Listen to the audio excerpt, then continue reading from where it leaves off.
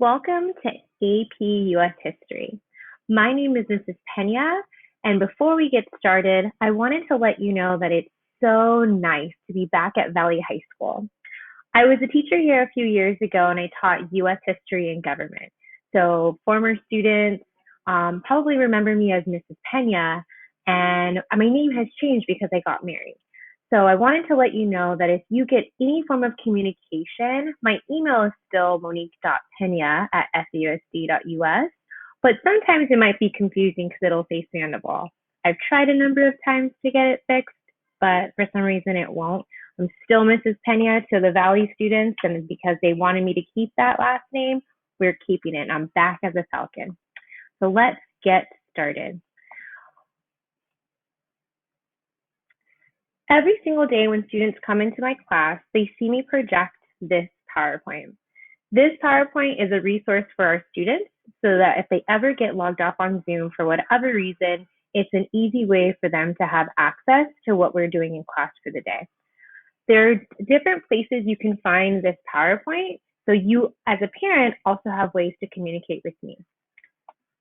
If you go to the Valley website, click on Faculty,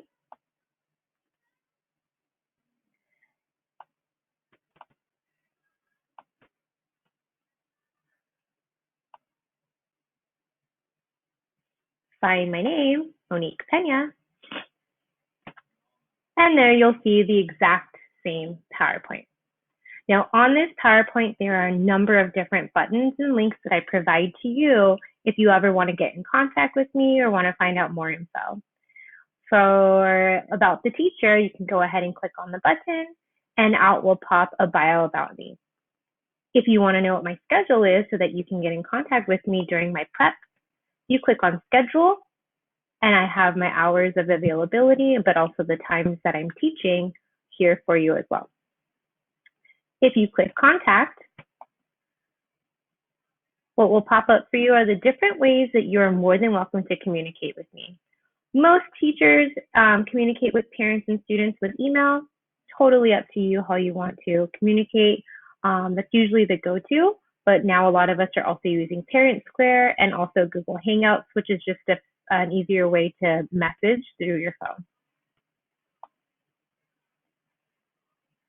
Over here, if I zoom in the backdrop of our virtual classroom, you will see that there are expectations for online learning this year.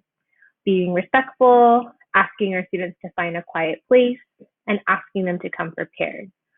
First and foremost, we want to thank you for allowing us to be inside your personal space and your child's personal space during our Zoom calls. We understand that it's very difficult for you and your families to provide sometimes a quiet place, just as us teachers are trying to find quiet places as well. We do ask that at any time that it's possible, that you encourage your students to turn their cameras on. We love interacting with our students, and we know that they benefit a lot from interacting and having dialogue.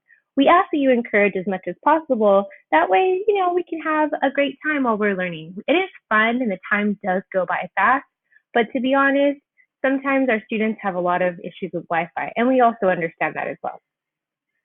We ask students to try their best to have fun and please be patient and understanding, as we are also patient and understanding during this time. As I zoom out, there's also a few other things for our students.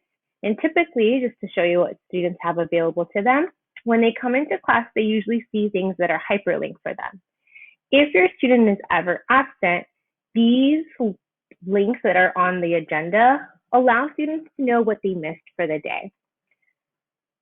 If students ever get kicked off of Zoom, hopefully they know to go to the Valley website, going to my teacher page, and they have everything that they need in order to follow along. Now, it's not the same as being on a Zoom call, and it's not the same as working in groups, but hopefully your student feels that they have been prepared enough in order to access what they needed to if they get kicked off on Zoom.